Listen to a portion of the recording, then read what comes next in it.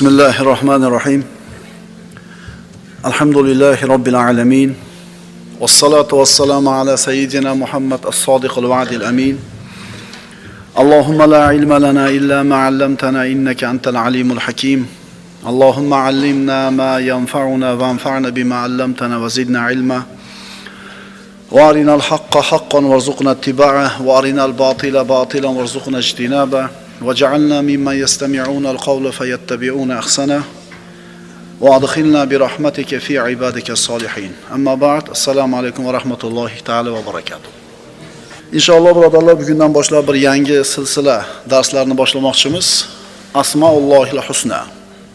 Alloh azza va jallaning go'zal ism va sifatlari haqidagi dars.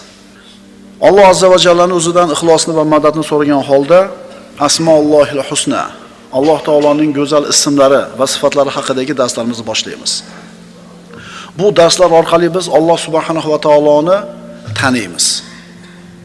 Agar biz Alloh azza va jallani tanisak, buyruqlarini tanisak, uni toatida bo'lishimiz to'g'ri bo'ladi. Kishi buyruqni tanishi mumkin, lekin buyruqchini tanimaydigan bo'lsa, bu buyruqqa uni parvosi bo'lmaydi. Yoki shu buyruqni bajarmaslikka yo'lini qidiradi, xullas beparvo bo'ladi.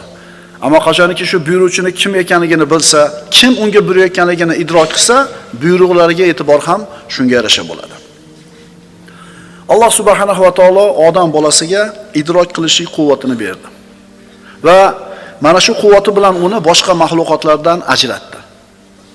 Bu quvvat, idrok qilishlik quvvati insonni haqiqatni izlashga undaydi. Alloh taolo insonni tabiatida ma'rifatga, bilimga bo'lgan ehtiyojni paydo qildi. Agar u mana shu ehtiyojini qondirishga harakat qilmasa, haqiqatni nima ekanligini izlamasa, dunyoga nimaga kelganligini bilmasa, qanday yashash kerakligini bilmasa, dunyodan chiqib ketayotganda nima uchun chiqib ketayotganini bilmaydigan bo'lsa, haqni izlamasa, demak bu inson dunyoga nima maqsadda yaratilgan edi, o'sha maqsadda amalga oshirmabdi. Agar inson mana shu haqiqatni idrok qilishlik, uni topishlikka harakat qilar ekan, o'zini insoniylik martabasini, darajasini qoyim qilgan bo'ladi. Agar kimdir shu narsaga intilmasa, endi oliy insoniylik darajasidan pastroq bo'lgan bir daraja ham bor. Bu nima bu? Yeyish, ichish, uxlash, dam olish. Agar faqat shu bilan o'tayotgan bo'lsa, inson o'zini insoniyligini yuzaga chiqarmabdi. Alloh azza va jalla insonga idrok qilishlik quvvatini nima uchun berdi? Aql yurgizishlik uchun, fikr yuritishlik uchun, dunyoga nimaga kelganligini idrok qilishlik uchun. Alloh taolo Qur'onda yuzlagan oyatlarda siz bilan bizni aql ishlatishlikka, fikr yuritishimizga, tadabbur va tafakkur qilishlikka chaqiradi. Allohni tanishlik, birodarlar, dinning asli. Allohni tanish, odamlarni tanish. Buning o'rtasidagi farq, buning o'rtasidagi fazilat Allohni bandalarning ustidagi fazilatiga o'xshaydi. Allohni qadri bilan bandaning qadrining o'rtasida qanchalar katta bir tafovut bor. Endi xuddi shunga o'xshagandek, odamlarni tanishlik bir narsa bo'lsa, Allohni tanishlik umuman boshqa narsa. Alloh azza va jalla hadis qudusiyda marhamat qiladi. Ibn Adam utlubni tajidni. Odam bolasi, meni izla, meni qidir, meni topasan. Faiza wajadtani wajadta kulla shay. Agar meni topsang, hamma narsani topding. Agar meni topmasang, hech narsani topmading. Agar meni topmasang, hamma narsani yo'qotding.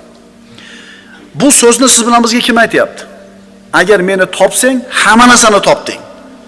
Kim aytayotganiga e'tibor beraylik. Qarang, bir yosh bola menda katta pul bor desa, nech pulni tasavvur qilasiz? 100 so'mdir, boring 5000 so'mdir. Bu kichkina bolani gapiga bo'layotgan e'tibor. Endi bir ulkan bir katta bir mamlakatda rahbari yurtimizni iqtisodini ko'tarishlik uchun juda katta bir mablag' to'pladi desa, unda qancha pulni tasavvur qilasiz? Milliardlar, ehtimol trilliardlar. Alloh taolo aytayapti, meni topmasang hech narsani topmading. Meni topsang hamma narsani topding. Birodarlar, biz Allohni tanisak, Alloh subhanahu va taoloni tanisak, o'zimizni keyin taniymiz. Hayotni keyin tushunamiz nimaligini. Unda bo'layotgan xursandchilik nima uchun?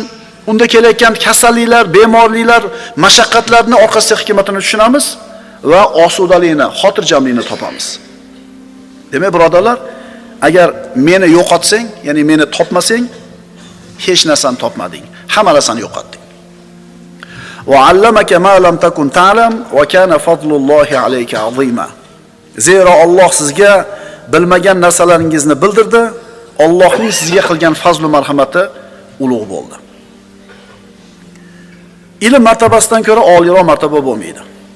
Dunyo istasangiz ilm o'rganish kerak. Oxiratni istasangiz ilm o'rganish kerak. Ham dunyoni, ham oxiratni istasangiz baribir ilm o'rganishlik kerak. Ko'ringda, ilm shunday narsaki, borlig'ingizni bersangiz ilmga, u o'zini ozgina bir qismini beradi. Agar ilmga ozgina qismingizni bersangiz, ozgina vaqtingizni bersangiz, ilm sizga hech narsasini bermaydi. Qoida: kishi ilm talabida yurar ekan, u ilmli. Agar u bildim, o'rgandim, ilmli bo'ldim desa, shubhasiz johillardan sanaladi. Qaytaramiz. Kishi ilm talabida yurar ekan, u ilmli. O'rgandim, bildim, ilmli bo'ldim dedi, endi u johillar qatorida bo'ladi. O'rniga kelganda aytamizki, ilm bandani oxiratni dunyodan afzal bilishlikka yetaklaydi. Qaytaramiz. Ilm bandani oxiratni dunyodan afzal bilishlikka yetaklaydi. Ilmsizlikchi? Ilmsizlik dunyoni oxiratdan afzal bilishlikka yetaklaydi. Ilm o'rgangan odam oxiratni dunyodan afzal biladi va ikkalasida ham muvaffaqiyatga erishadi. Ilmsiz odam dunyoni oxiratdan afzal deb biladi, ikkalasida ham muvaffaqiyatsizlikka, mag'lubiyatga duchor bo'ladi. Demak, nima kerak ekan bizga? Hal yastavillazina ya'lamuna vallazina la ya'lamun. Alloh taolo aytayapti, ha bilgan zotlar bilan bilmagan kimsalar barobar bo'lurmi? Ilmli odam bilan ilmsiz odam barobar bo'lmaydi hech qachon.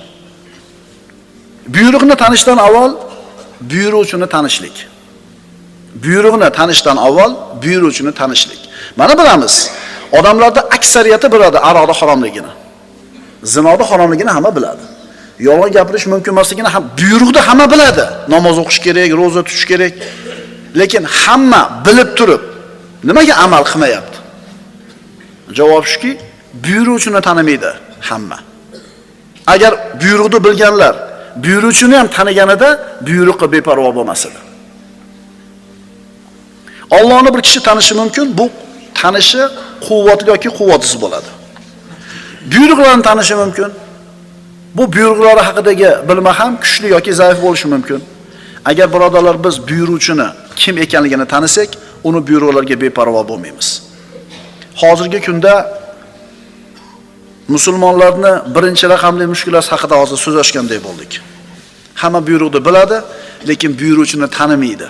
Shuning uchun buyrug'iga beparvo. Sahobalarda hayotini qaraydigan bo'lsak, birodarlar, ular ozchilik bo'lgan. Ular kambag'al bo'lgan. Ular zaif bo'lgan. Lekin ular buyuruvchini ham tanigan. Buyrug'ini ham bilgan.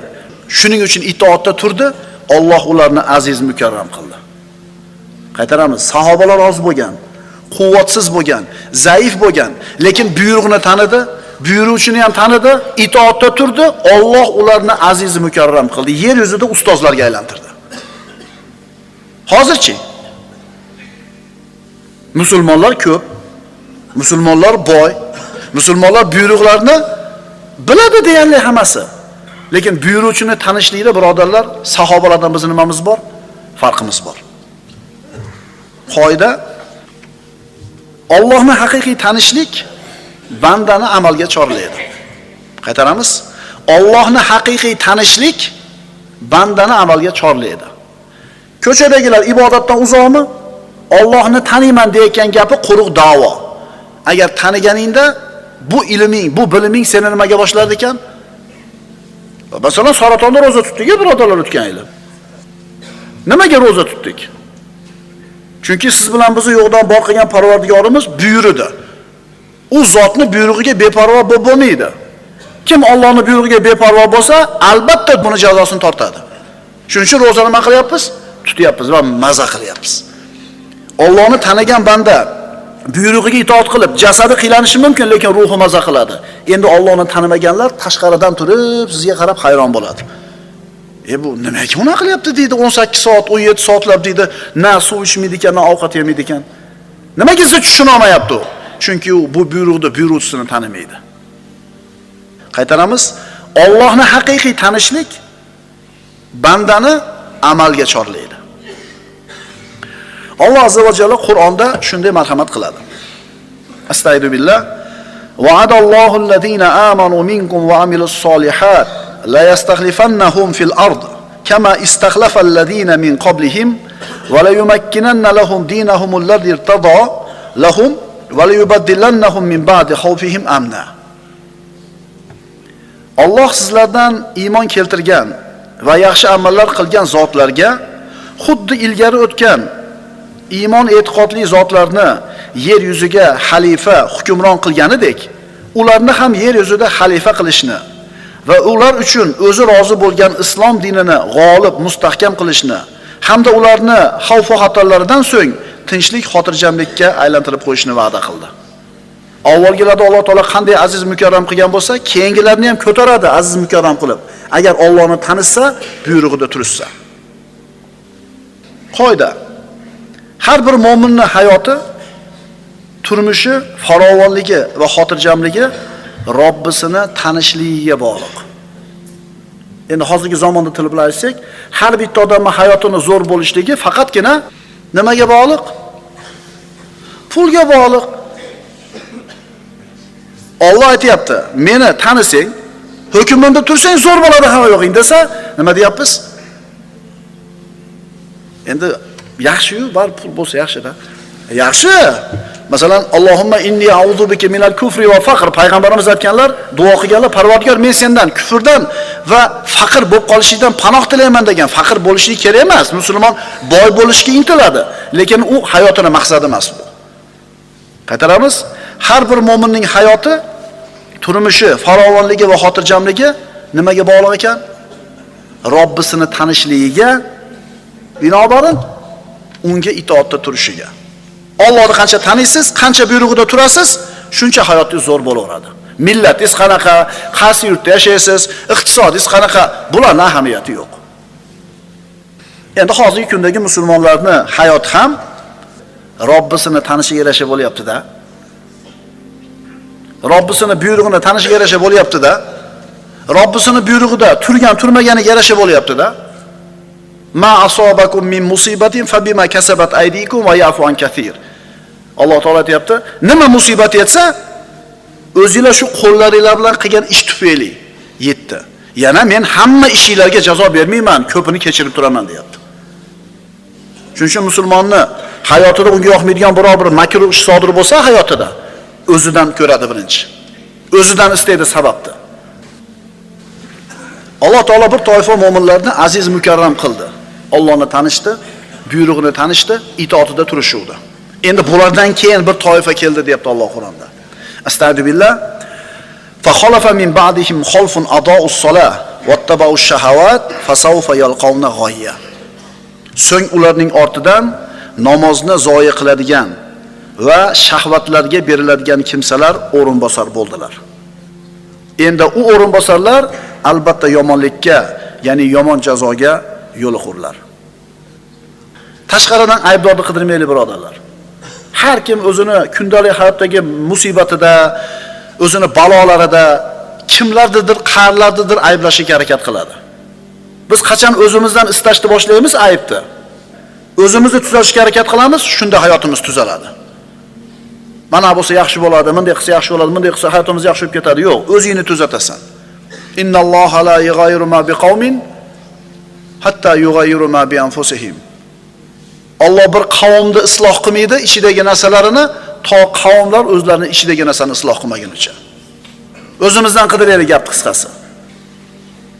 Demak, ummatni avvalida bo'lgan sahobalar Allohni tanishdi, uni manhajida qoyim bo'lishdi. Shuning uchun Alloh taolaning va'dasi ular mustahaq bo'ldi. Endi Alloh taolo va'da berdimi? Va'dasi amalga oshmay qo'ymaydi. Alloh taolo mu'minlarga bergan va'dasini amalga oshmay qolishidan ko'ra bu koinotda vayron bo'lib ketgani yengilroq. Biz ustimizda ham Allohning va'dasi haq bo'ladi, Allohning nusrati keladi, qachoniki shunga loyiq bo'lsak. Qachoniki shunga loyiq bo'lsak. Demak, siz bilan biz Asmaullohil husna darslarini boshlayapmiz. Alloh azza va jallaning go'zal ismlari haqidagi, ism sifatlari haqidagi darslar. Bu darslar siz bilan bizga Robbimiz azza va jallani tanitadi. Qancha yaxshi tanisak, shuncha uni itoatida sobit turamiz. Qancha itoatda sobit tursak, ikki dunyomiz shunga yarasha obod bo'ladi. Alloh taoloning mahluqotlari haqidagi ilm dunyoni tuzalishiga sabab. Alloh taoloning buyruqlari haqidagi ilm ikki dunyoni tuzalishiga sabab. Mana birodarlar, Alloh taoloning mahluqotlari haqida ilmi bor. Alloh taoloning buyruqlari haqida ilm bor. Fizika, matematika, astronomiya bular dunyomizni salohiyatini belgilaydigan ilmlar. Musulmon odamlar bu narsani o'rganishligi kerak. Bu farzi kifoya. Endi Alloh taoloning buyruqlari haqidagi ilm bor. Bu siz bilan bizning shariatimiz. Astagfirullah. Va ma xalaqtul jinna val insa illa liya'budun. Men jin va insni faqat o'zimga ibodat qilish uchun yaratdim. Demak, inson dunyoga nima kelgan ekan? Allohga ibodat qilish uchun. Ibodat nima o'zi? Ibodatning ta'rifi quyidagicha. Ibodat bu abadiy saodatga yetaklovchi, asosi aniq ishonch ustiga qurilgan, qalbning muhabbati bilan aralashgan ixtiyoriy bo'yinsunish. Abadiy saodatga yetaklovchi bo'yinsunish, aniq ishonch asosida bo'layotgan bo'yinsunish, qalbni muhabbati bilan aralashgan bo'yinsunish va ixtiyoriy bo'yinsunish. Alloh nasib qilsa, tinch qilsa, sog' bo'lsak, ro'zaga chiqamiz. Mana ro'za tutamiz. Shu narsa bormi? Qalbimizni muhabbati bilan aralashgan bo'yinsunishmi?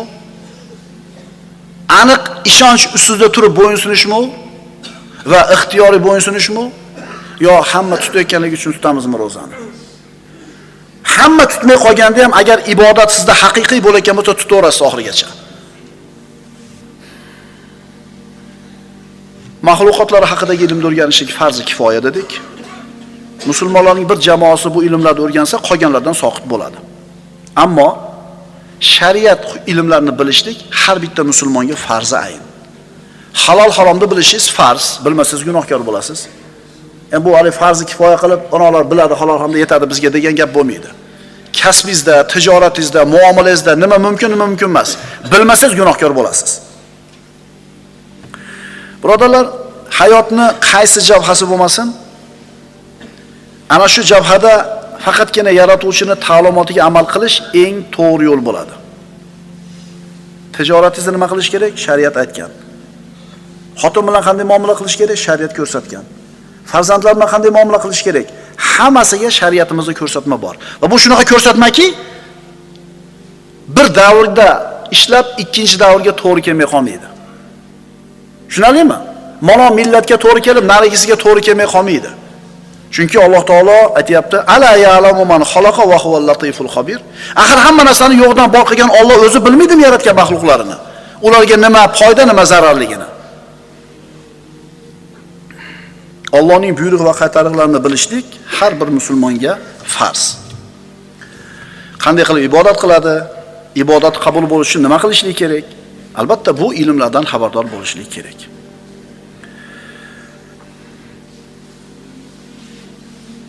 Qoida: banda o'zining hayotida Allohning manhajiga amal qilsa, Alloh unga o'zining nuridan, ma'rifatidan in'om etadi. Diqqat qilinglar shu qoidaga. Yana bir marta o'qib beraman. Banda o'zining hayotida Allohning manhajiga amal qilsa, Alloh azza va jalla unga o'zining nuridan, ma'rifatidan in'om etadi.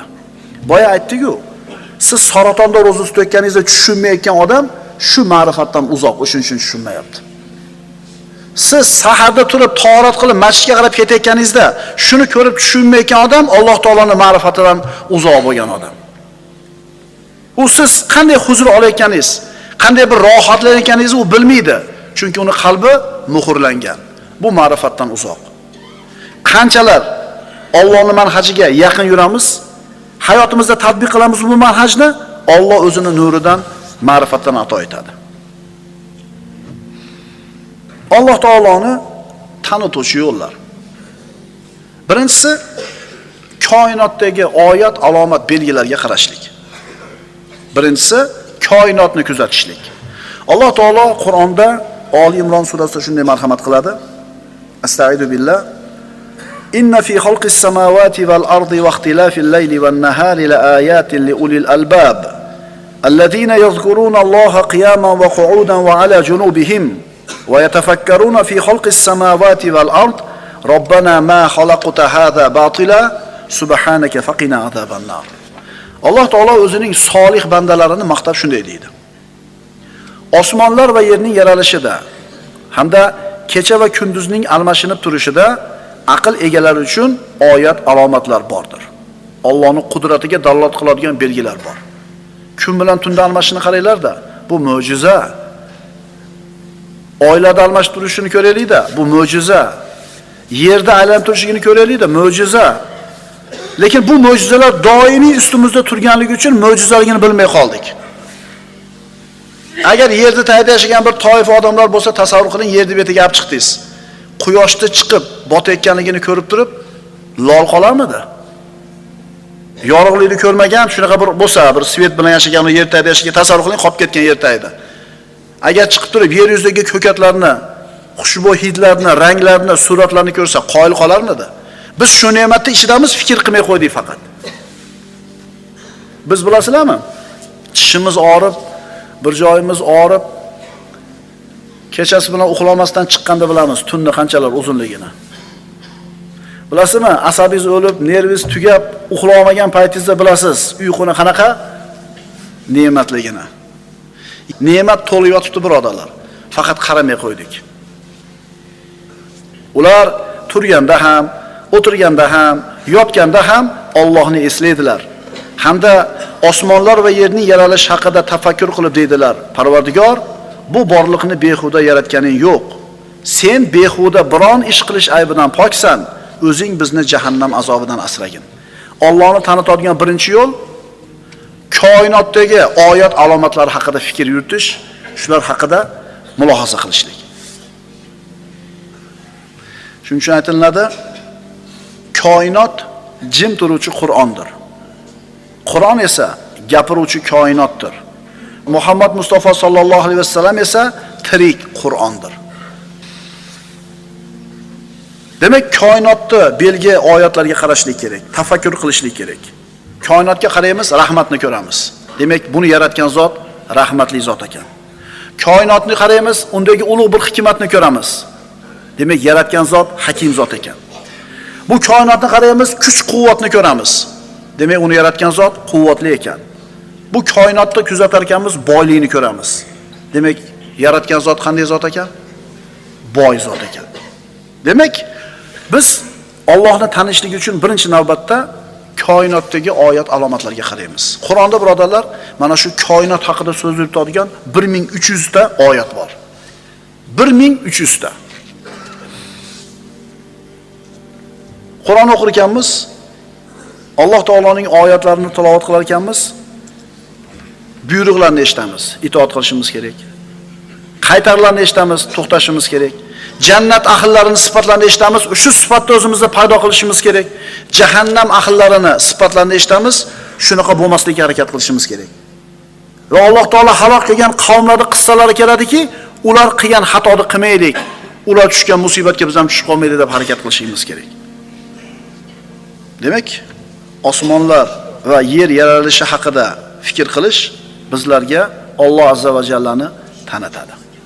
Demak, birinchisi shu. Ikkinchisi, Alloh taoloning ishlariga nazar solishlik. Alloh taoloning ishlariga nazar solishlik.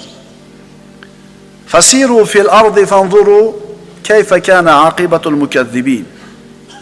Bas yer yuzida sayr-u sayohat qilib, o'z payg'ambarlarini yolg'onchi qilgan qavmlarning oqibati qanday bo'lganini ko'ring. Alloh qilgan ishlarni ko'ringlar. Alloh taolo mana shu vayron qilgan xalqlarni yerlari bor, uylari bor. Allohni tanishdagi ikkinchi yo'l Allohni ishlariga, fe'llariga qarashlik. Allohni mana xohlagan bo'lsa, birodarlar, mutlaq hikmatga bog'liq bo'ldi. Mutlaq hikmat qayerda bo'lsa, bilingki Alloh taoloni hukmi o'sha yerda bo'ladi. Birinchisi koinot haqida fikr qilish, ikkinchisi uning ishlari haqida fikr qilish, uchinchisi Qur'on oyat haqida tadabbur qilishlik. Ey odam bolasi, meni izlagin, topasan. Agar meni topsang, hamma narsani topding. Agar meni topmasang, hamma narsani yo'qotding. Men sen uchun hamma narsadan sevimliroqman. Insonning qalbida bir bo'shliq bo'ladi. Uni na mol to'ldiradi, na farzand to'ldiradi, na mansab to'ldiradi, na obro' to'ldiradi. U bo'shlig'ini faqat iymon to'ldiradi. U bo'shlig'ini faqat Allohning zikri to'ldiradi. Ala bi zikrillahi tatma'innul qulub. Ogoh bo'lingizki, qalblar faqatgina Allohning zikri bilan orom oladi. Agar shu zikr bo'lmasa, shu insonning qalbida iymon bo'lmasa, uni qalbida mana shu bitta bo'shliq doim turaveradi va hech qachon hayotidan u xotirjam bo'lmaydi. Doim shikoyat oladi. Hamma yoq zo'rab tursa ham shikoyat olaveradi. Chunki uni qondiradigan iymon, Allohning zikri yo'q. Alloh taolo bizga aytayapti, siz bilan bizni yo'qdan bor qilgan Robbimiz: "Va man a'rada an zikri fa inna lahu ma'ishatan dankan va nahshuruhu yawmal qiyamati a'ma." Kim mening eslatmamdan yuz o'girsa, bas u uchun tang, baxtsiz hayot bo'lur va biz uni qiyomat kunida ko'r holda tiriltiramiz. Dunyoda tang hayot bo'ladi unga. Nima uchun? Allohni tanimaganligi uchun.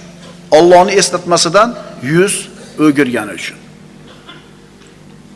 Inson o'zini bor bo'lishini yaxshi ko'radi, buni fitrati. Salomat bo'lishini, komil bo'lishini, o'zini vujudini davomiy bo'lishini yaxshi ko'radi. Va bularning hammasi Allohni tanish orqali yuzaga chiqadi. Aqulu qawli hada va astagfirullah.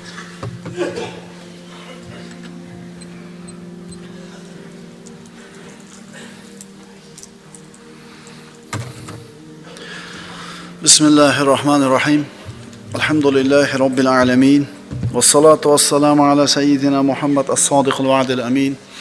اللهم لا علم لنا إلا ما علمتنا إنك أنت العليم الحكيم.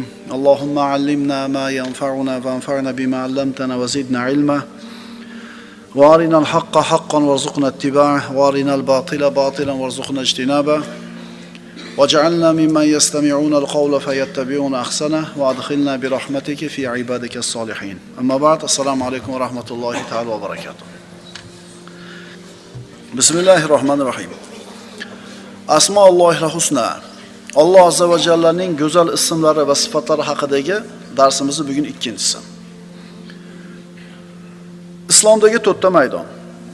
Bir kishini islomi go'zal, islomi komil bo'lishligi uchun to'rtta maydonda u komil bo'lishi kerak.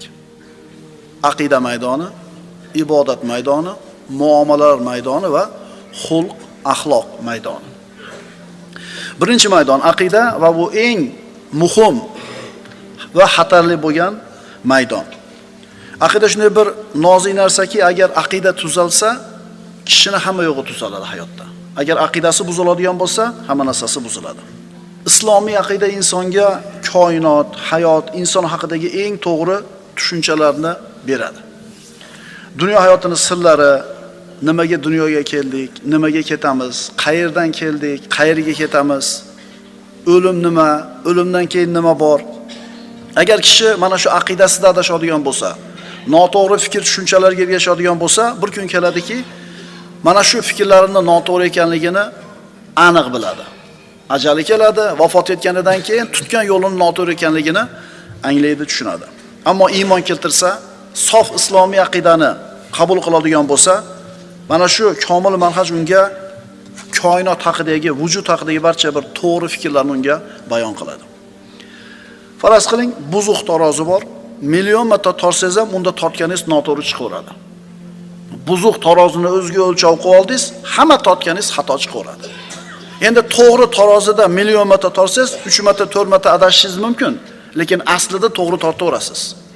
Ana shu tarozi, ana shu siz aytayotgan, siz bilan biz aytayotgan aqida bo'ladi. Aqidamiz to'g'ri bo'lsa, ishlarimiz to'g'ri. Aqidamiz buziladigan bo'lsa, hamma narsa buziladi. Aqida tuzalsa, hamma narsa tuzaladi, buzilsa, hamma narsa buziladi. Hayotda bo'layotgan barcha xato, barcha mushkula, muammolarning sababi aqidaning noto'g'riligi. Dunyo qo'lida ko'p bo'lsa, hayoti zo'r bo'ladi degan aqida bor. Dunyoni qo'liga juda katta jamlasa ham hayoti yaxshi bo'lmayapti. Demak, aqidasi noto'g'ri edi, o'lchovi noto'g'ri edi. Biz aytamiz, Allohga bo'lgan iymoni qanchalar komil bo'lsa, aqidasi to'g'ri bo'lsa, Allohni qancha tanisa, hayoti shuncha farovon yaxshi bo'ladi. Albatta insonning aqidasi uni kundalik qiladigan ishlariga, sulukiyatiga ta'sirini o'tkazmay qolmaydi. Masalan, havoda shu samolyotda boshqarib ketayotgan uchuvchi yo'nalishni belgilashda bir 2 millimetrga adashsa, 1 soat uchganidan keyin bilasizmi, u 2 millimetr qanchaga aylanib ketadi. Yer yuzida kerak bo'lsa yuzlagan kilometrga aylanib ketadi. Shuning uchun aqidani noto'g'ri tanlagan odamning hayoti ham albatta izdan chiqadi, yo'ldan adashadi. Shuning uchun musulmon odam birinchi navbatda aqidasini isloh qilishligi kerak. Astagfirullah. Fa'lam annahu la ilaha illalloh. Bas ey Muhammad alayhisalom, hech qanday iloh yo'q, magar Allohning o'zigina borligini biling. Mana shu fa'lam, biling degani siz bilan bizni Allohni tanishlikka, aqidani o'rganishlikka safarbar qiladi. Nima ikkinchisi? Bu ibodat maydoni. Ibodat. Musulmon kishining ibodati, birodarlar, qat'iy dalilga, sobit dalilga asoslangan bo'lishi kerak. Ibodat bu Allohga yaqin bo'lishlik. Alloh taolo Qur'onda marhamat qiladi. Astagfirullah. Va ma xalaqtul jinna val insa illa liya'budun. Men jin va insni faqat o'zimga ibodat qilishlari uchungina yaratdim. Birodarlar, ibodat siz bilan bizni dunyoga kelishligimizning siri. Siz bilan bizni dunyoga kelishimizdagi maqsad shu. Endi ibodat deganda bir faqatgina namoz, ro'zani tushunib qolmaylik. Ibodatning ma'nosi keng, birodarlar. Ibodat doim biz bilan birga bo'ladi, faqat masjidda emas. Mashina haydab ketayotganimizda ibodat biz bilan. Savdo qilayotganda ibodat biz bilan. Ibodat bizdan ajraydigan xonasi yo'q. Hayotimizning qaysi bir sohasida, qaysi bir holatida Alloh taolo aytgandaqa ish qilsak, mana shu qilgan ishimiz ibodatga aylanaveradi. Islomda 5 ta ustuni: kalima, namoz, ro'za, zakot, haj. Bu shioriy ibodatlar deyiladi. Shioriy, shaoiriy deyiladi, boshqacha qilib aytsak. Endi mana shu namozimiz to'g'ri bo'lishi uchun, birodarlar, muomaladagi ibodatlarimiz ham to'g'ri bo'lishi kerak. Agar odamlar bilan qilayotgan muomalalarimizdagi ibodat to'g'ri bo'lmasa, bu yoqdagi shioriy ibodatlarimiz to'g'ri bo'lmaydi. Dalil: Payg'ambarimiz sollallohu alayhi vasallamning hadislarini Imom Muslim sahihlardan o'qiymiz. Abu Hurayra roziyallohu anhudan. Qala Rasululloh sollallohu alayhi vasallam: "Atadruna manil muflis?" Rasululloh sollallohu alayhi vasallam sahoba-i kiromlardan so'radilar: "Muflis kim? Bilasizlarmi? Meni ummatim ichida muflis bo'lgani kim bilasizlarmi?" Sahobalar aytishdiki: Muflis bizning oramizda dinor va matohi bo'lmagan kishi. Ya'ni hech narsasi yo'q. Payg'ambarimiz aytdilar: "Innal muflisa min ummati yati yawmal qiyamah bi salatin va siyamin va zakatin."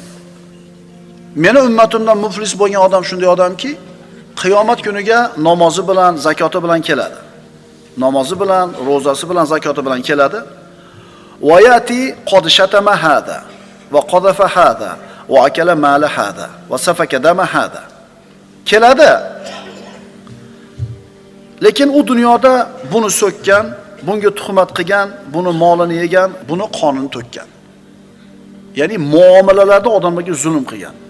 Muomalasida Alloh aytgandaqa ish tutmagan. Muomalasidagi ibodati to'g'ri bo'lmagan. Endi nima bo'ladi? Uning savoblaridan unga olib beriladi.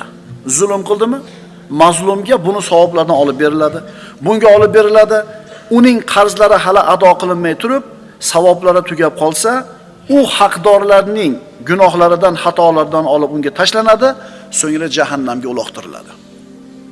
Qaytaramiz. Muomaladagi ibodatimiz to'g'ri bo'lmasa, shioriy qilayotgan ibodatlarimiz qabul bo'lmaydi. Bu odamning namozi bor ekan, ro'zasi bor ekan, zakoti bor ekan. Shioriy ibodatlar. Zo'r bo'lgan ehtimol 5 mahal masjidga chiqib namoz o'qigan. Takbirullohni qoldirmagan.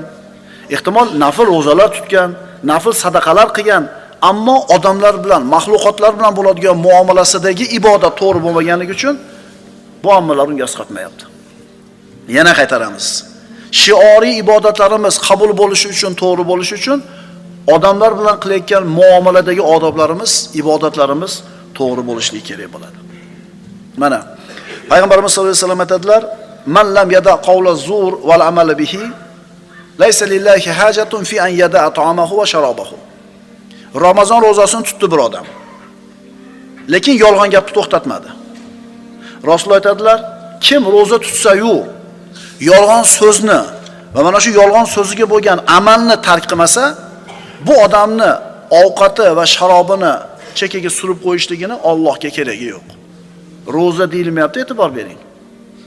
Savmahu, uning ro'zasini Allohga keragi yo'q demayapti. Yemay, ichmay qo'yganiga Alloh taoloning ehtiyoji yo'q. Demak, muomala zo'r bo'lishi kerak odamlar bilan. Haj. Man hajja bimalin haromin va qala labbayk Allohumma labbayk yunada an la labbayk va la sa'dayk va hajjuka mardudun alayk. Rasululloh aytibdilar, kim harom mol bilan haj qilsa va labbayk Allohumma labbayk desa, unga nido qilinadi, senga labbayk yo'q. La sa'dayk, hajjing o'zingga qaytarilajak. Zakot. Anfiqu taw'an aw karha lan yutaqabbala minkum innakum kuntum qawman fasiqin. Ayting, ey munofiqlar, xoh o'z xohishinglar bilan infoq qilinglar, xoh majburan infoq ihson qilinglar, sizlardan qabul qilinmaydi. Chunki sizlar kim bo'lgansizlar? Fosiq qavm bo'lgansizlar.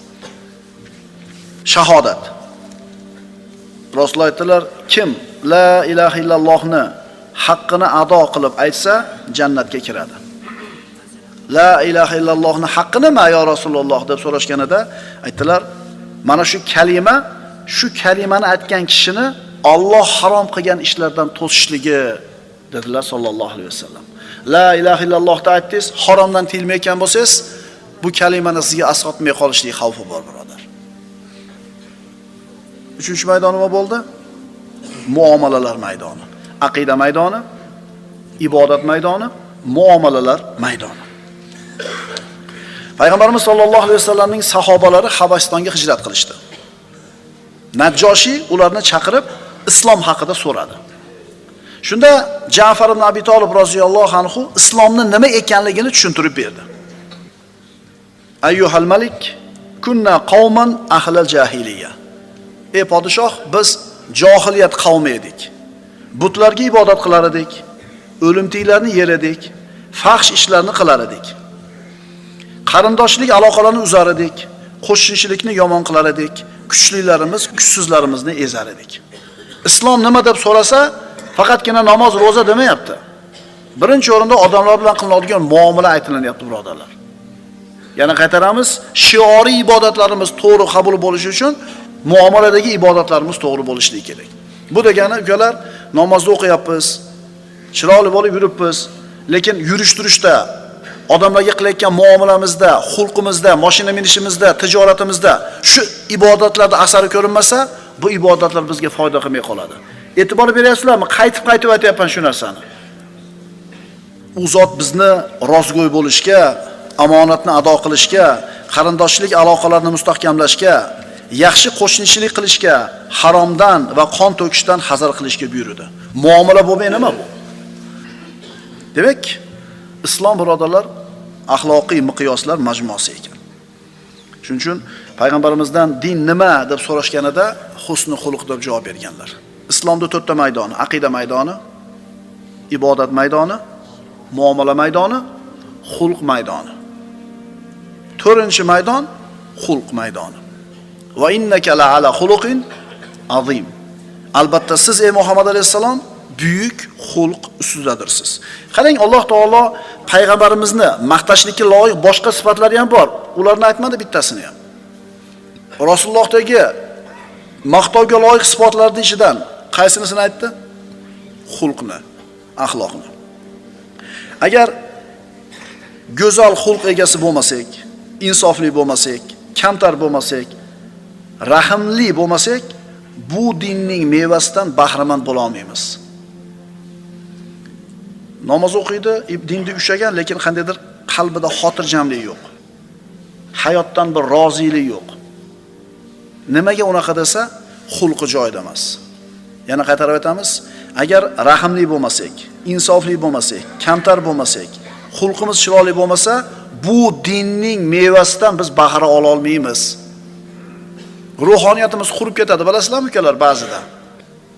Harom yemayapmiz, namozni o'qiyapmiz, qandaydir ruhoniyat yo'q-da. Yuragimiz jiz etmaydi, ko'zimizga yosh kelmaydi. Xuddi quruq haligi yotib turayotgan odamga o'xshaymiz. Nechinchi rakatda turganimiz ham esimizga kelmaydi. Namozga tursak, hisob kitoblar, haqlar, qarzlar keladi, tanish manzarami? Demak, dinning mevasidan foyda ola olmayapmiz ekan, bizdan talab qilinganidek. Shu to'rala maydonda komil bo'lsak, demak bizning islomimiz komil bo'ladi. Aqida maydoni, ibodat maydoni, muomala maydoni va axloq, xulq maydoni. Abu Hurayra roziyallohu anhu dan bu hadis muttafaqun alayh bo'lgan hadis. Rasululloh aytadilar: "Inna lillahi tis'atan va tis'ina isman mi'atan illa wahidan man ahsaha dakhalal jannah." Bugungi darsimiz mavzusi mana shu. Albatta Alloh taoloning 99 ta ismi bor, bir kam 100 ta. Kim ularni yod olsa, sanasa, o'qisa, o'rgansa jannatga kiradi. Bu hadis ikkala shayxning ittifoqiga binoan, ya'ni muttafaqun alayh deyiladi. Hadislarning ichida qadr qiymat jihatdan eng oliysi, yuksagi degani. Mana endi kim ularni sanab chiqsa, ahsoha, shu kalimani ko'ramiz. Laqad ahsohum va addahum adda. Alloh taolo Qur'onda aytadi, u zot ularni sanab aniqlab qo'ygandir. Mana payg'ambarimiz aytibdilar, sanasa deyapti. Mana shuni ko'rib chiqamiz. Mana ahso bilan ad kalimasi ikkalasi ham sanoq ma'nosida. Lekin birini ikkinchisidan farqi bor. Sanash qanaqa bo'ladi? O'qituvchi kiradi sinfga, 20 ta 30 ta o'quvchisini shart atanatib sanab qo'yadi, bo'ldi. Bu bitta narsa. Bu ad sanash deyiladi. Endi ahso desa, har bittasini tabiatini biladi. Har bittasini aqliy, iqtisodiy, jismoniy imkoniyatlarini biladi. Mana shu ahso bo'ladi, ikir-chikirgacha o'rganib chiqishlik har bitta o'quvchini. Bir qator sanab qo'yishlik adga kiradi. Payg'ambarimiz ahsoha, kim ularni nozik joyigacha o'rgansa, ikir-chikirgacha o'rgansa, yodlasa degani faqat tasvir qilib yodlab qo'ysa emas, bunga ham ajr bor. Lekin ma'nosini tushunish kerak, hayotida tatbiq qilishlik kerak. Shunday bo'lsa jannatga kiradi. Alloh taolo Qur'onda Kahf surasida aytadi, astagfirullah, al-malu wal banuna zinatul hayatid dunya wal baqiyatus solihat. Mol va mulk, bola chaqa shu dunyo hayotining zinatidir. Parvardigoringiz nazdida esa abadiy qolguvchi yaxshi amallar savobliroq. Al-baqiyatus solihat. Bola chaqa dunyoda zinati. Lekin Allohning nazdida qadri balandroq narsa nimalar? Savobli amallar. Inson har qancha boy bo'lsin, har qancha bolasi ko'p bo'lsin, har qancha uzoq umr kechirsin, baribir bir kun nima bo'ladi? O'ladi. Shoir aytgandek, tun qancha cho'zilmasin, chorasiz kun albatta chiqar. Umr qancha cho'zilmasin, chorasiz inson qabrga kirar. Xohlaysizmi, xohlamaysizmi, dunyoga kirgizishdi. Xohlaymizmi, xohlamaymizmi, kirdik dunyoga. Biz ixtiyorimiz bilan bo'lmadi bu ish. To'g'rimi? Qanday kirgan bo'lsa, shunday chiqasiz. Chiqib ketayotganda ham sizdan hech kim so'ramaydi. Qolasanmi, chiqasanmi deb. Al-malu wal banuna zinatul hayatid dunya. Mol va mulk, bola chaqa shu dunyoning zebi ziynati. Kishida mol ko'p bo'lsa-yu, farzand bo'lmasa bu mushkula. Pul ko'p, bolasi yo'q. Mushkula. Endi bola ko'p, pul bo'lmasa ham bu ham mushkula. Ammo ikkalasi ham o'ladi. Bolasi yo'q, puldor ham o'ladi. Bolasi ko'p, kambag'al ham o'ladi. Lekin nima eng yaxshisi buning ishida? Mana shu ikkalasini qilishi mumkin bo'lgan yaxshi ish nima desa, subhanalloh, valhamdulillah, va la ilaha illalloh vallohu akbar. Ulamolar abadiy qoladigan yaxshi amallar nima deganda mana shu kalimani bergan. Subhanalloh, valhamdulillah, va la ilaha illalloh vallohu akbar. Mana subhanalloh desak, Allohga tasbih aytdik, Allohni hamma aybdan pokladik. Alhamdulillah desak, Allohga shukr keldik, Allohni maqtadik, yakkaladik. Demak, tanidik. Allohni tanidik. Endi Allohni tanidingmi? Hamma yo'lda taniding. Agar Allohni tanimadingmi, hech narsani tanimading. Endi Allohni taniganingizdan keyin, haqiqiy ism sifatlar bilan taniganingizdan keyin Allohdan boshqa hamma narsani qadri siz uchun hech narsa bo'lmay qoladi. Chunki birodarlar, inson o'zi soniya, daqiqa, soatlar, haftalar, oylar, yillar majmuasi. İnson nima desa, inson vaqt akalar. 60 yillik vaqt, 70 yillik vaqt, 1000 yillik bo'lsa ham baribir vaqt. Har soatimiz, har haftamiz o'tgan sari bizni bir qismimiz ketadi. Mana shu ketgan vaqtda anavi baqiyatus solihatda qildingmi, qilmadingmi? Bugun necha marta aytdik? Subhanalloh, valhamdulillah, va la ilaha illalloh vallohu akbar. Mana shu ekan aziydigan narsa. Har kun tong chiqar ekan, u nido qiladi. Ey odam bolasi, men yangi maxluqman. Sening amalingga guvohman. Mendan foydalanib qol. Chunki men qiyomat kunigacha qaytmayman. Val asr innal insana lafi khusr. Asrga qasam, odam bolasi borki ziyonda. Dunyoga keldimi? Ziyonda. Alloh taolo qasam ichib aytayapti buni. Dunyoga keldimi? Ziyonda. Ammo Allohni tanisa, buyruqlarni bajarsa, taqvoda bo'lsa, bu ziyondan mustasno. Illallazina amanu va amilus solihati va tawasaw bil haqqi va tawasaw bis sabr. Iymon keltirsa, solih amal qilsa, bir-birini haqqa chaqirsa va sabr qilsa. Qarangda, mana ikkitasi. Shu xusrondan, ziyondan qutulishlikka 4 ta sabab ko'rsatilyapti. Birinchisi iymon keltirsa, aqida, amal qilsa, ibodat, bir-birini haqqa chaqirsa, muomala, sabr qilsa, xulq. Darsimizni boshida aytgan 4 ta narsa tushyaptimi shunga? Iymon keltirsa, aqidasi to'g'ri bo'lsa, solih amal qilgan bo'lsa, ibodat qilgan bo'lsa, bir-birini haqqa chaqirgan bo'lsa, odamlar bilan muomalasi yaxshi bo'lgan bo'lsa va nima qilsa, sabr qilsa, xulq. Inson dunyoga kelar ekan, Allohni tanimay iloji yo'q. Unga itoat qilmay iloji yo'q. Unga da'vat qilmay iloji yo'q. Musulmon odam Allohni taniganidan keyin, haqni tanigandan keyin atrofdagilarni shu haqqa chaqirishligi kerak. Dalil: ballighu anni walau ayatan. Rasululloh aytadilar, bitta oyat bo'lsa ham mendan yetkazinglar. Mendan bitta oyat bo'lsa ham yetkazinglar. O'rgandingiz, amal qildingiz, boshqalarni chaqirdingiz.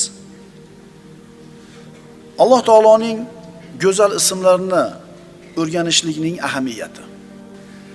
Albatta Alloh taoloning 99 ta ismi bor. Ulamolar aytishadi, Asmaul Husno haqidagi bilim, go'zal ismlar haqidagi bilim boshqa ilmlarning asosidir. Kim mana shu go'zal ismlarni lozim bo'lganidek o'rganib chiqqan bo'lsa, hamma ilmni o'rganibdi. Hamma ilmni o'rganibdi. Alloh taoloning qudrati, Alloh taoloning bilimi, Alloh taoloning rahim shafqati, Alloh taoloning hikmati, mana shu narsalardan xabardor bo'lsa inson subhanalloh deyishdan boshqa chorasi yo'q. Bugun ko'rdim, Afrikadagi bir baliqni ko'rsatyapti. Subhanalloh demay ilojiz yo'q. Baliq qayerda yashaydi? Suvsiz qancha yashaydi? Bir kun yashashi mumkinmi? Yerda ko'mib qo'ysangiz. Bir hafta yashashi-chi? 4 yil yashar ekan bir baliq. Afrikada bir qurg'oqchilik bo'ladi-yu, oylab yomg'ir yog'may qurib ketadi. Shu ko'llarda, mana lujalarda, ko'lmelarda yashaydigan baliq bor ekan, kattagina ekan. Suv bor paytida ko'payib yashar ekanda, suv ozayishni boshlaganda yerni tagiga o'yib kirib ketar ekan. 15-20 sm kirib, shu yerda uxlar ekan. Yana yomg'ir yog'ib, qurg'oqchilik o'tib bo'lgandan keyin, yer yumshagandan keyin chiqib yana davom etar ekan. Subhanalloh deylar. O'sha afrikanistlar kavlayapti. Ketmon bilan kavlab 20 sm kavlagandan keyin bunday kartoshkaga o'xshagan uzun narsani olyapti. Olib turib, bunday olsa ichidan baliq chiqib kelyapti. Tirik.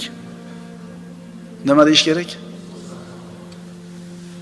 Hikmatni qarang, qudratni qarang. Siz aqlingiz oladimi? Baliqni 4 yilgacha yerda tagida ko'milib, o'lib qolmasdan, havosiz tiqilib qolmasdan turishligini. Kim berdi unga bu imkoniyatni?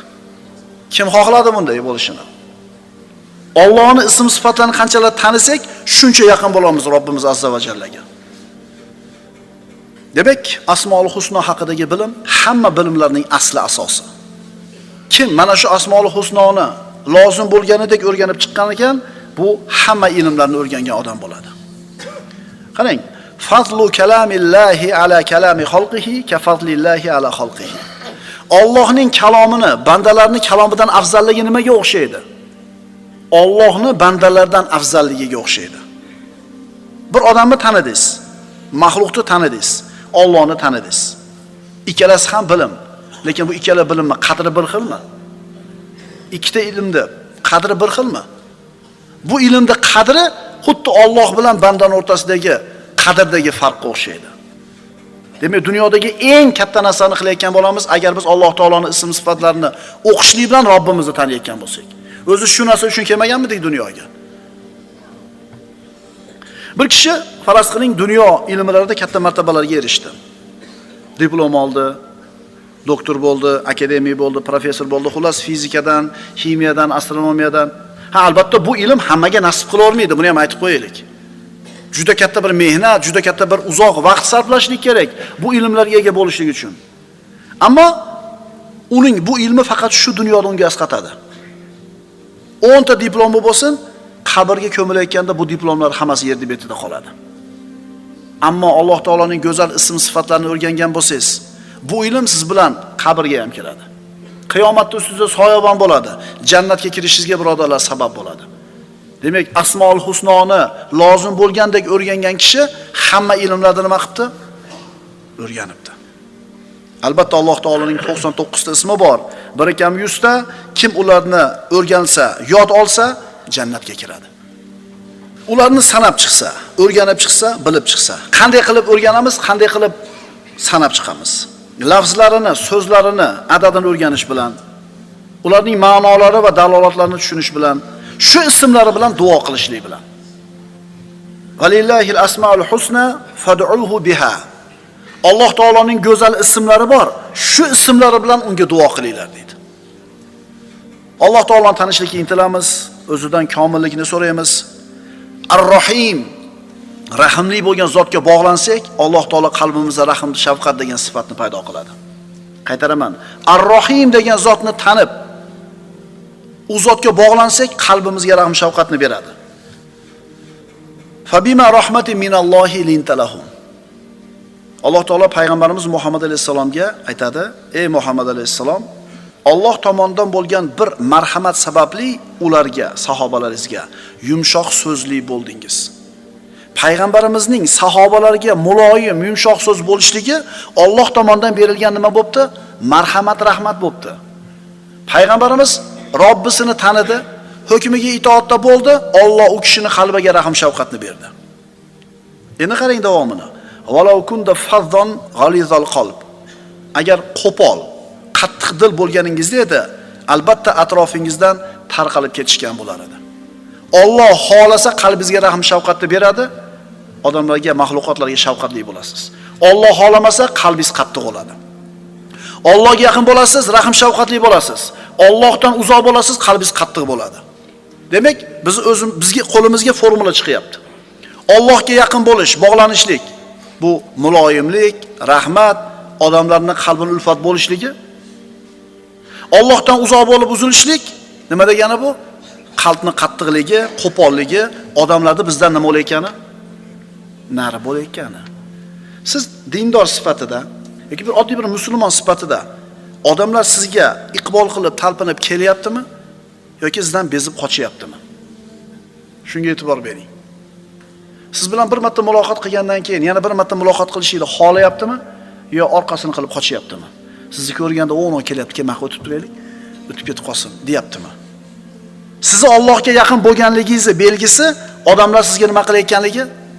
Iqbol qilayotganligi. Endi solih odamlarni aytamiz bu yerda.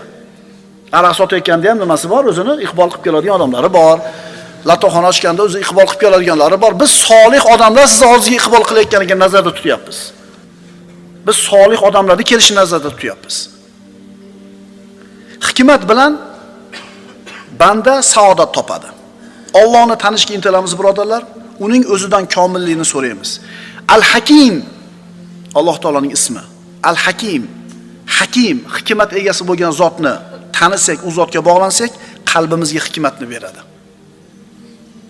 Bizni hayotda qilayotgan ishlarimizdagi xatolarni kuzatsangiz, hikmatsizlik sababli kelgan xato. Behikmat ish qilgansiz, shu ishingiz nima bo'lgan? Xatoga, jazoga olib borgansiz. Al-Hakim zotni taniymiz, u zotga bog'lanamiz, Al-Hakim Robbimizga duo qilamiz, qalbimizga hikmatni beradi. Endi Alloh taolo kimga hikmat bergan bo'lsa, faman yu'tal hikmata faqad utiya khayran kaseera. U Alloh o'zi xohlagan kishilarga hikmat beradi. Kimga hikmat berilgan bo'lsa, bas, muhaqqaqki unga ko'p yaxshilik berilibdi. Hikmat nima? Har bitta ishda hikmati bor. Dinga da'vat qilishda hikmat bor. Odamlarga va'z qilishda hikmat bor. Xayr ehson qilishda hikmat bor. Bizning muammoimiz ilmsizlikda. Ana shu Al-Hakim Robbimizni tanib, Al-Hakim Robbimizga duo qilmaganligimiz uchun, ehtimol uzoqligimiz uchun hikmat bermayotgandir bizga. Demak, Al-Hakim Robbimizni taniymiz, Al-Hakim Robbimizga bog'lanamiz, duo qilamiz, bizga hikmat beradi Alloh azza va jalla. Bir do'stingizni uyga mehmonga borsangiz, u qo'lidan kelganicha sizga ziyofat qilib beradi, borini beradi. Endi Robbil alaminning uyiga kirsangiz, mehmon bo'lib, nimani beradi Robbingiz? Sizga mana shu hikmatni beradi. Qalbingizga rahmatni beradi. Qilayotgan ishlaringiz hikmatli bo'lishini beradi. Endi bunday hikmatga ega bo'lsangiz, albatta juda ham bir katta xayriyatga yetishdingiz. Ana shu hikmat bilan kishi o'zini oilasida saodat topadi. Agar shu hikmat berilmasda, oilasida baxtsiz bo'ladi. Hikmat bilan kishi molida ham, farzandlarida ham, borlig'ida ham baxtli bo'ladi. Sen banda Hakim zotni tanigin, u zot senga hikmatni ato qiladi. Sen banda rahimli zotni tanigin, u zot senga rahmatni beradi. Sen banda ar-Rafiq, muloyim zotni tanigin, shunda u zot senga rifq, muloyimlikni beradi. Adolat, hikmat, ilm, istiqomat, bularning barchasi Alloh tomonidan bandalarga beradigan in'omi. Allohning uyiga kelganlarga Alloh taolo beradigan in'omi. Inna lillahi 99 isman, 100 illa wahida, faman ahsoha dakhalal janna. Albatta Alloh taoloning 99 ta ismi bor, bir kam 100 ta. Kim ularni sanab, o'rganib, yod olsa, jannatga kiradi. Aqulu qawli hada va astagfirulloh li va lakum.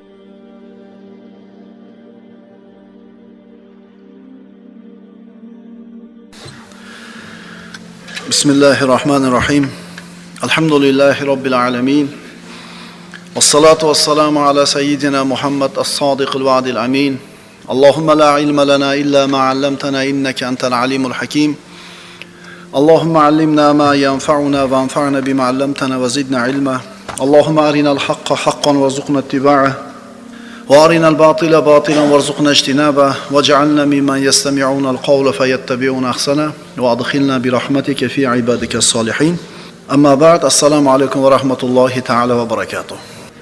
Alloh azza va jallaning go'zal ismlari, Asmaul Husno darslarini davom etkazamiz. Bugun biz ana shu ismlarni birinchisi Al-Akram, o'ta karamli Al-Akram ismi haqida dars qilgan bo'lamiz inshaalloh. Alloh taolo Qur'onda 114 ta sura nozil qildi. Ana shu suralarning eng avvalgisi Alaq surasi. Ana shu birinchi nozil bo'lgan surani birinchi so'zi Iqro, o'qi kalimasi bo'ldi. Astagfiru billah. Iqro bismi robbikallazi xalaq, xalaqal insana min alaq. Iqro va robbukal akram allazi 'allama bil qalam, 'allamal insana ma lam ya'lam. Ey Muhammad, barcha mavjudotni yaratgan zot bo'lmish Parvardigoringiz nomi bilan boshlab o'qing. U insonni lahta qondan yaratgan zotdir. O'qing, sizning Parvardigoringiz insoniyatga qalamni o'rgatgan o'ta karamli zotdir. U zot insonga uning bilmagan narsalarni o'rgatdi. Alloh azza va jalla siz bilan bizga juda ko'p buyruqlarni buyurdi. Namoz o'qi, roza tutib, sadaqa qil, ko'zingni tiy. Mana shu buyruqlarning ichida eng birinchi siz bilan bizga yuborgani, buyurgani o'qi. O'qi. Har bir insonning ehtiyoji bor. Yerga bog'liq ehtiyoji bor, samoga bog'liq ehtiyoji bor. Inson ikkita narsadan iborat. Ruh va jasad. Jasad yerdan chiqdi. Demakki, buni ehtiyojlari ham yerdan bo'ladi. Jasad uchun kerak bo'lgan narsa yerda bor. Meva-cheva, oziq-ovqat, havo, suv va hokazolar. Endi ruhi u yuqoridan keldi. Endi uni ozuqasi ham yuqoridan bo'ladi.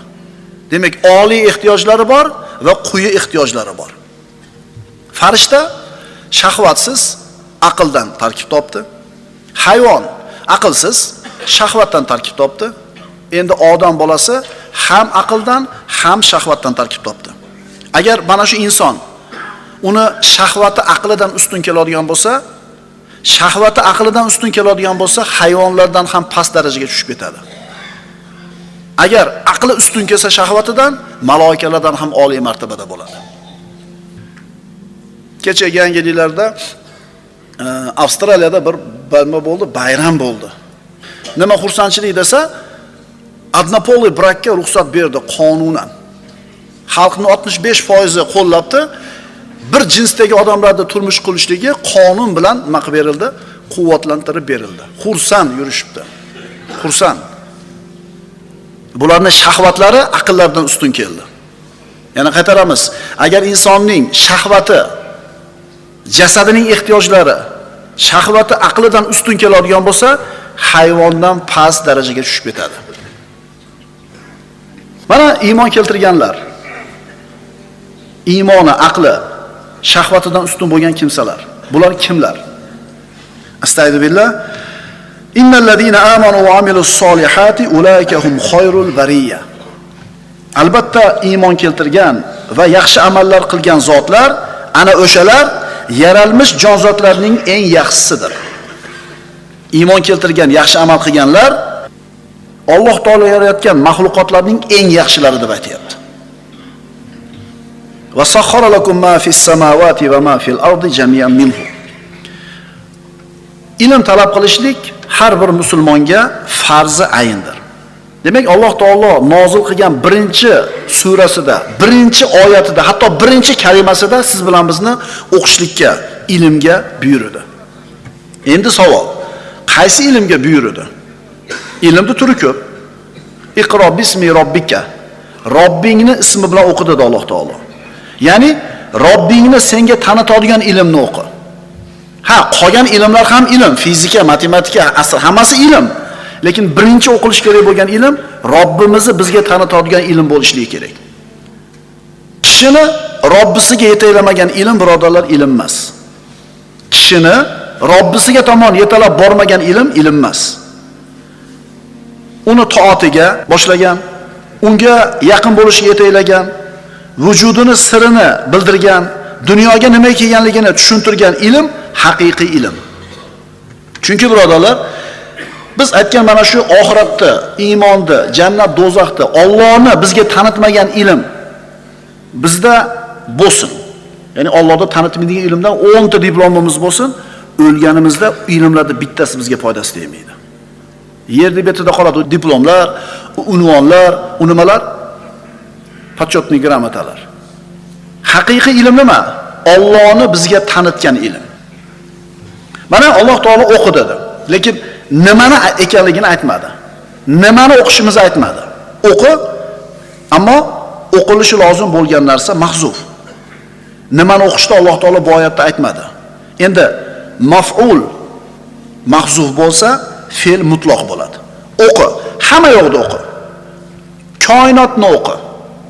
Koinotni o'qi, qara, fikr qil, Allohni tanitadi. Chunki koinot jim turgan Qur'on. Rasululloh sallallohu alayhi vasallamning hayotini o'qi, bas u tirik Qur'on. Ilm talab qil. Agar inson ilm talab qilmasa, uni insoniyligi yuzaga chiqmaydi.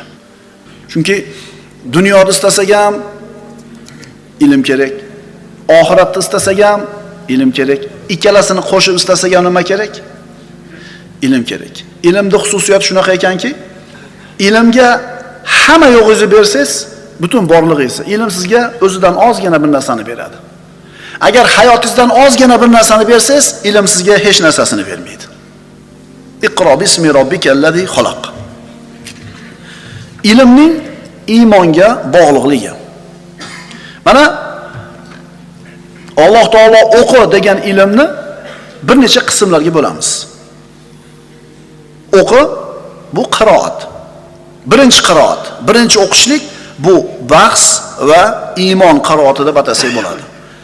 Birinchi o'qishni o'qishki, bahs qilamiz, istaymiz va Allohni taniganimizdan keyin iymon keltiramiz. Bahs va iymon keltirishlik qiroati. Aytiladiki, hamma xushyor odam ham oqil emas. Hamma xushyor odam ham oqil emas. Bir odam aql hushi joyida, nozik narsalarni tushunadi. Biron bir sohada, nodir sohada mutaxassis bo'lib yetishadi. Uni mana shu o'rgangan ilmi katta daromad keltiradi. Bu kishi xushyor inson deyiladi. Hali oqil emas. Lekin uni o'rgangan mana shu ilmi unga Allohni tanitmasa, oxiratni tanitmasa, bu odamda oqil deb bo'lmaydi. Oqil Allohni tanigan inson, oqil Allohga muhabbat qo'ygan inson. Muhabbatimiz qanchalar bo'lsa, aqlimiz shunchalar pishib yetilibdi. Payg'ambarimiz aytganlar, Allohga muhabbatni qattiqrog'inglar, aqli rojihroqinglar, ya'ni aqli pishganrog'inglar. Shuning uchun duoda aytiladi: "Ey Robbim, seni topgan banda nimani yo'qotdi? Seni yo'qotgan banda nimani topdi? Agar Alloh sen bilan birga bo'lsa, senga kimni kuchi yetadi? Agar Alloh senga qarshi bo'lsa, kimni senga foydasi tegadi? Ey odam bolasi, deyapti Alloh taolo, meni izla topasan. Agar meni topsang, hamma narsani topding. Agar meni yo'qotsang, hamma narsani yo'qotding." Shuning uchun inson past, quyi hojatlarni qondirish bilan ham yuradi, faqat qornini g'ami bilan yoki oliy, yuqori bo'lgan hojatini qondiradi, nimasini? Iymonini, e'tiqodini mustahkam qilishlik bilan. Val asr innal insana lafi khusr. Asrga qasamki, barcha inson ziyon, baxtsizlikdadir. Alloh taolo qasam ichib aytayapti. Odam bolasi borki, dunyoga kirdimi, ziyonda. Haqiqiy ziyonkor kim? Allohni tanimagan, uni manhaji bilan yashamagan inson. Chunki Allohni tanimagan bo'lsa, Robbisini ko'rsatmasi bilan yashamagan bo'lsa, o'zi bilganida yashagan bo'lsa, bu bilgan narsalarning hammasi o'lganda yerda betda qolib ketadi. Bir kishini bir kunlik daromadi $1,000,000 deb tasavvur qilaylik. Bir kunda $1 million pul topadi. Agar shu odam Allohni tanimagan bo'lsa, mana shu oyatni so'zi bilan, oyatni dalili bilan bu odam haqiqiy ziyonkor. Kuniga $1 million topib ham zarar ko'radimi odam? Ha, zarar ko'radi, agar Allohni tanimasa. Chunki birodarlar, o'lim shunaqa narsaki, insonni hayotidagi hamma narsani tugatadi. Insonni o'zini tugatmaydi. Boyni boyligini ketkazadi. Kambag'alni kambag'alligini ketkazadi. Kasalni kasalligini ketkazadi. Xotirjamni xotirjamligini ketkazadi. Xavotirdagi odamni qo'rquvini tugatadi. Ammo insonni o'zini tugatmaydi. Inson o'ldi, shu bilan tugadimi? Yo'q birodarlar. O'lim insonning hayot yo'lidagi bitta bekat. Uni totib ko'radi, yana davom etadi inson. Agar shuni bilmagan bo'lsa, haqiqatan eng katta ziyonni ko'rgan odam mana shu inson bo'ladi.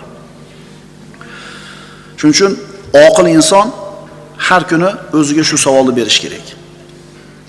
Mana shu qilayotgan ishim oxiratimga foydasi bormi, yo'qmi? Aytiladi, menga kerakmi shu narsa? Oqil odam o'ziga shu savolni bersin. Shu qilayotgan ishim, gapirayotgan gapim menga kerakmi, kerak emasmi?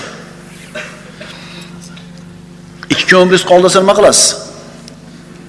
Haqlarni berasiz, qarzlar to'laysiz. Kimni xafa qilgan bo'lsangiz, yugurib borib nima qilasiz? Soatga qarab turib uxlamaysiz ham darja. Chunki qancha qoldi? 48 soat qoldi bor yo'g'i. Ana shu paytda qilasiz eng kerak narsani. O'sha paytda qilgan ishingiz eng to'g'ri ish bo'ladi. O'sha paytda gapirgan gapingiz eng kerak gap bo'ladi. Ungacha muammo nimada? Bizga qancha qolganligini birov aytmaydi bizga. Oqil odam o'ziga shu savolni berish kerak. Menga, oxiratimga shu narsa kerakmi yoki yo'qmi?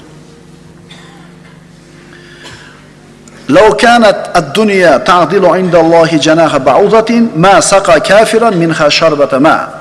Payg'ambarimiz aytganlar, agar bu dunyo ichidagi hamma zeb-ziynatlari bilan Alloh taoloning nazdida chivinni qonatishchalik qadri bo'lganida, bu dunyodan bu kofirga, bitta kofirga bir ho'plam suvni ham bermagan bo'lar edi.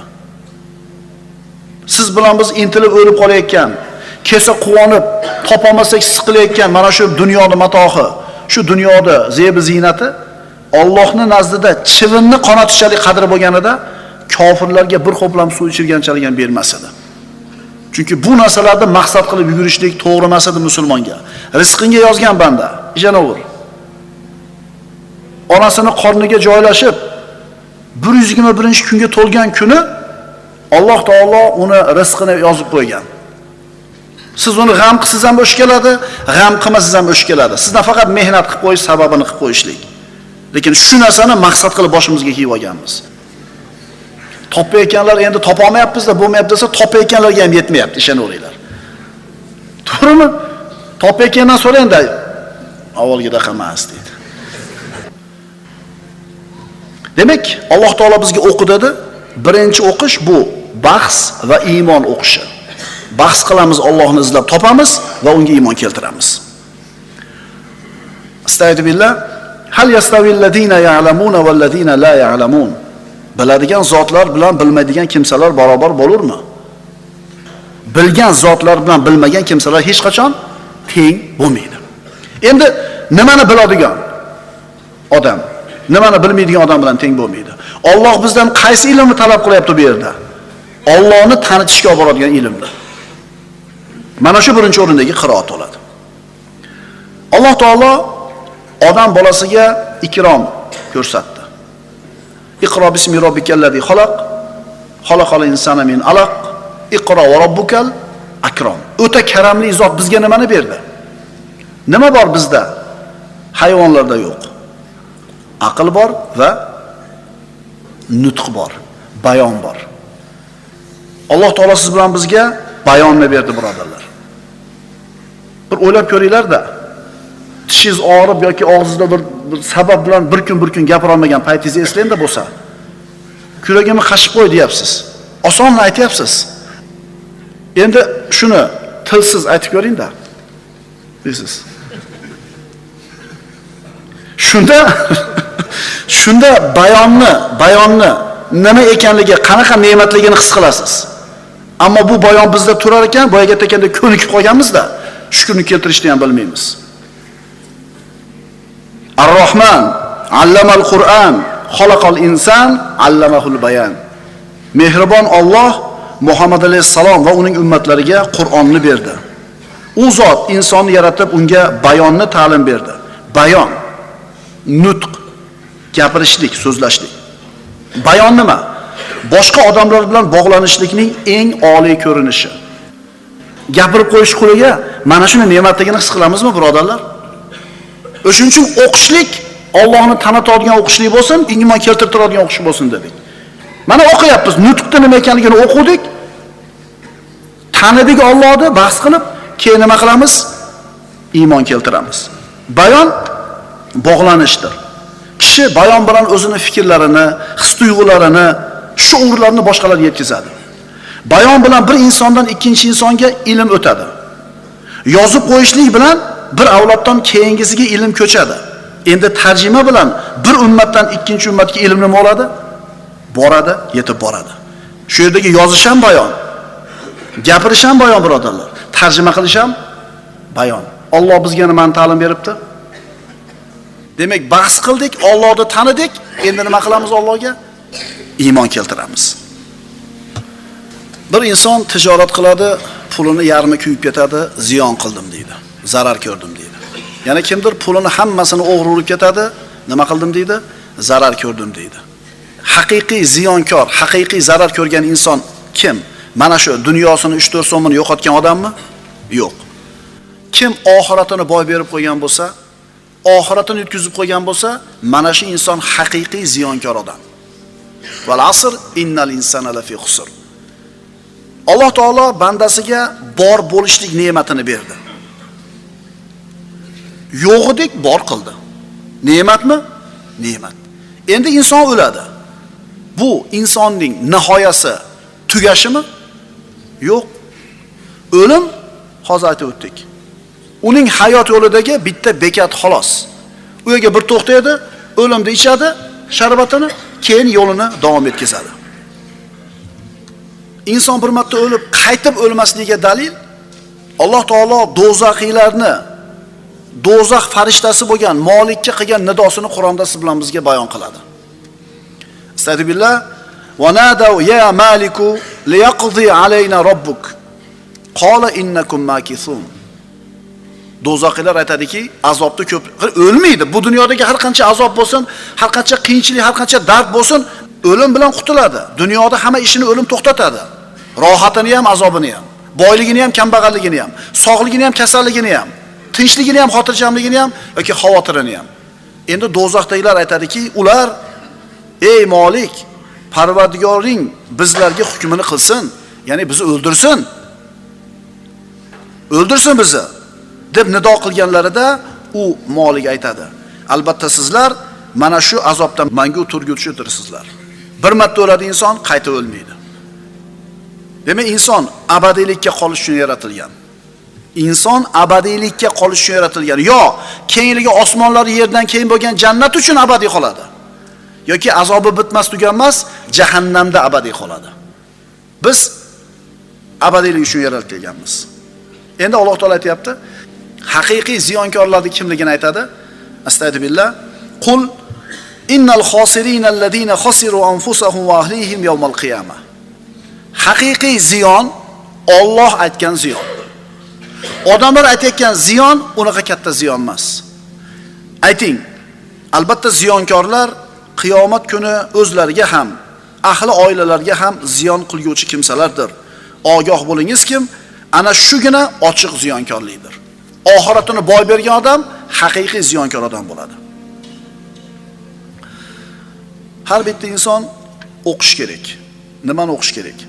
O'zini kimligini unga bildiradigan ilmni o'qish kerak.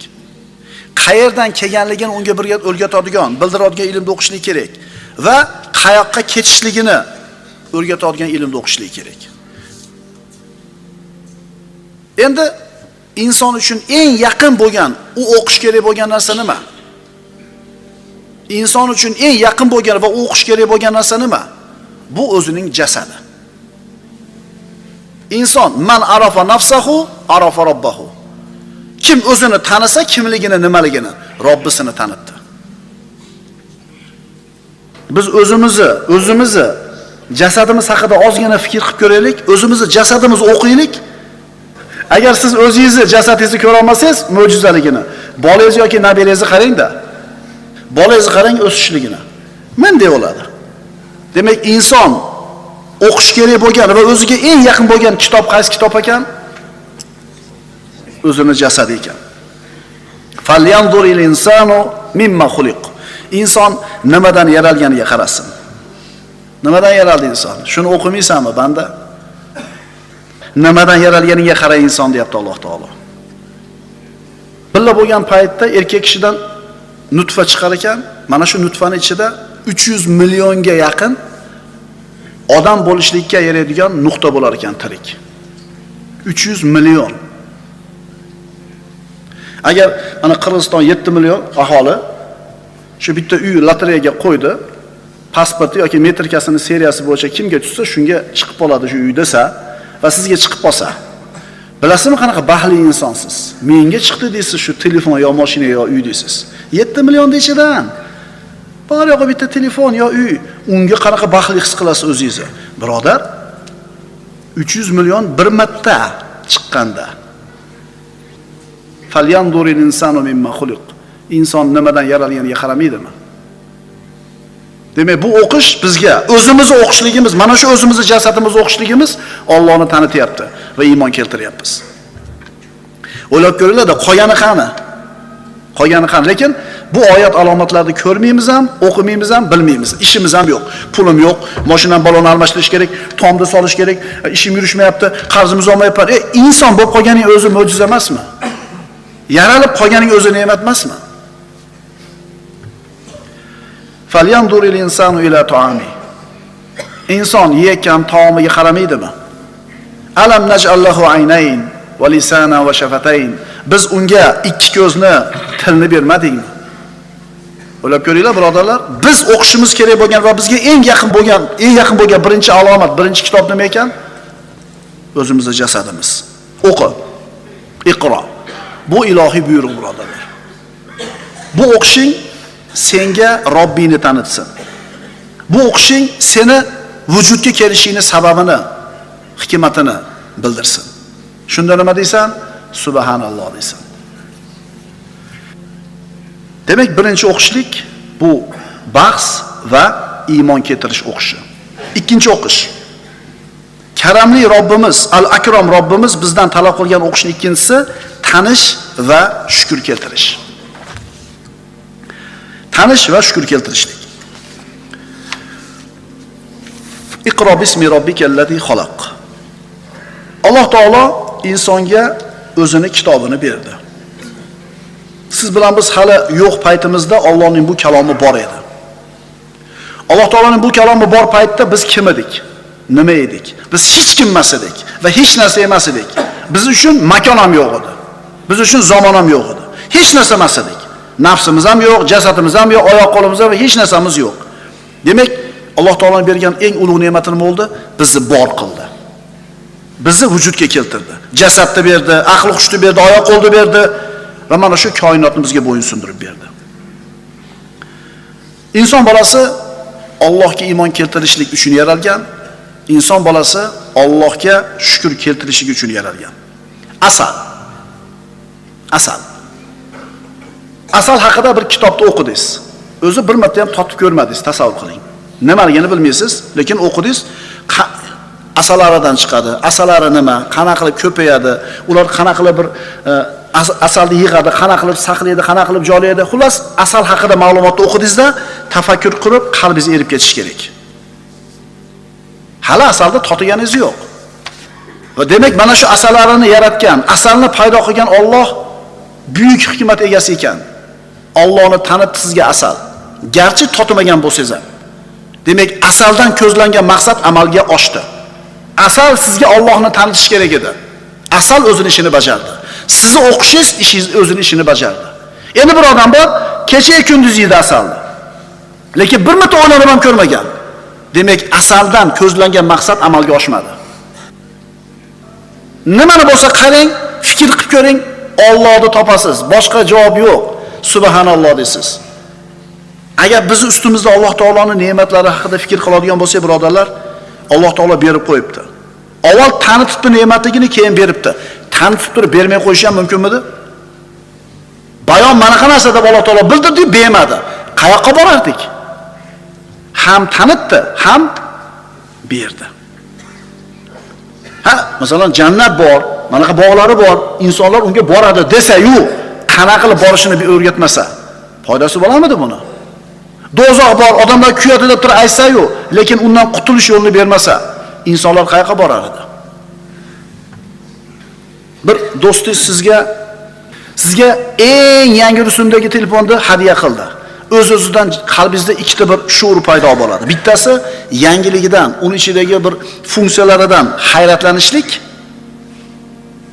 lol qolishlik va uni hadya ekanligini o'ylab turib xursand bo'lishlik. Lol qolasiz va xursand bo'lasiz. Bitta telefonga. Endi Alloh taolo shuncha ne'matni beribdi. Hayratlanib lol qolishimiz kerak va beribdi. Nima qilishimiz kerak? Xursand bo'lishimiz kerak, shukr keltirishimiz kerak. Agar siz Allohni tanib iymon keltirib shukr keltirgan bo'lsangiz, sizdan ko'zlangan maqsadni yuzaga chiqaribsiz. Tanidingiz, shukr keltirdingiz, duo qildingiz. Alloh sizdan shu narsani xohlagan edi. Endi Alloh taolo aytadi: "Ma yaf'alullohu bi'adabikum in shakartum va amantum." Agar shukr qilib iymonli bo'lsanglar, Alloh sizlarni nimaga azoblasin? Iymon keltirib shukr keltirsanglar, nimaga azoblasin Alloh sizlarni? Endi bir qavmlarda azoblayaptimi? Demak, shu narsa ulardan bo'lmagan edi. Iymon keltirishmadi, shukr keltirishmadi, azob keldi. Endi iymon keltirdi, shukr keltirdi, ne'mat nima bo'ladi? Ne'mat ziyoda bo'ladi. Demak, o'qi. Birinchi qiroat bahs qilish va iymon keltirish qiroati. Ikkinchi qiroat tanishlik va shukr keltirishlik qiroati. Agar shuncha ne'matda ustimizda turgani ko'rib, birodarlar, qalbimiz shukr bilan to'lib toshmayotgan bo'lsa, demak, bizni hali qalbimiz iymondan ancha uzoq ekan. Qaytaraman. Shuncha ne'matni ko'rib turib, qalbing erimayotgan bo'lsa, shukr keltirib Allohga. Demak, qalbing hali nima ekan? Uzoq ekan. Aqulu qawli hada va astaghfirulloh li va lakum.